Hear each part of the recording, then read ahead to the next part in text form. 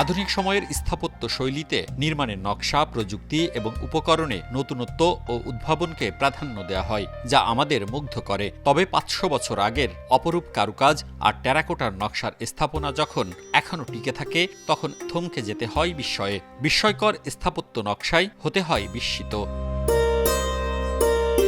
বাংলাদেশের ৫০ টাকার নোট এবং ১০ টাকার স্মারক ডাক টিকিটে স্থান পেয়েছে এই স্থাপত্যটি। এখানে আভিজাত্য, নির্মাণশৈলী আর ইসলাম ধর্মের প্রচারের ইতিহাস মিলেমিশে একাকার।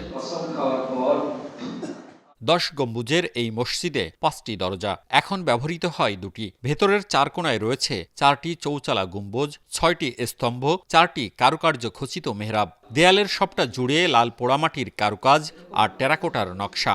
আকারে বড় মসজিদটির দৈর্ঘ্য ৭৫ ফুট, প্রস্থ ৪২ ফুট। মেঝে থেকে ছাদের উচ্চতা ২.৫ ফুট, দেয়ালের পুরুত্ব ৮ ফুট।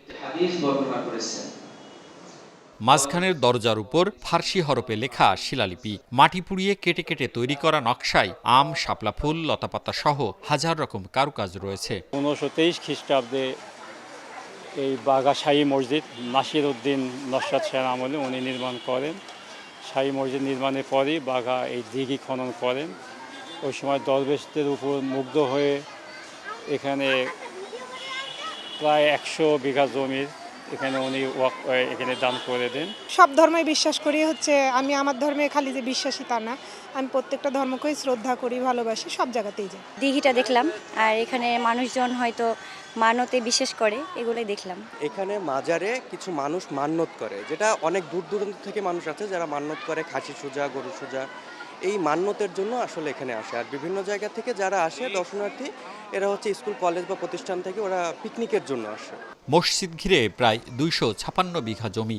এখানে হজরত শাহ মোয়াজ্জেম ওরফে শাহ দৌলা, তার ছেলে হজরত শাহ আব্দুল হামিদ সহ পরিবারের সদস্য ও অনেক সাধকের মাজার রয়েছে। আছে দরগা শরীফ, জাদুঘর। মসজিদের সামনে বিশাল দিঘি। সম্প্রতি ২টি মসজিদ নির্মাণ করা হয়েছে, যার একটিতে নামাজ পড়েন নারীরা। বহু মানুষ এখানে কিছু করে নামাজ পড়ার আশা করে, আমি ওই জায়গায় যে আল্লাহর রাস্তায় একটু নামাজ পড়বো, এরকম নিয়াত করে তারা আসে। আমিও নিয়াত করে আসি যে এই মসজিদে নামাজ পড়বো। নিজের কাছে অবিশ্বাস্য মনে হলো যে এত পুরানো একটা আর্কিটেক্ট কিভাবে তৈরি করে ১৫২৩ খ্রিস্টাব্দে। তো খুব ভালো লাগলো জায়গাটা।